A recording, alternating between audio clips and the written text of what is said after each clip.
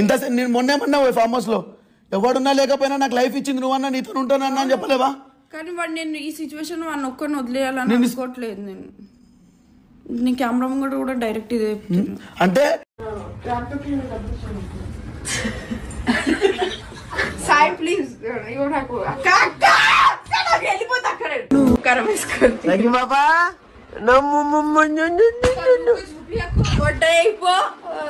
ఎందుకు చూపిస్తే జిస్ట్ అవుతుందా? ఎట్లా వచ్చినా మాట్లాడుతున్నా అట్లానే తీసుకోవాలా? తీసుకోవాలి.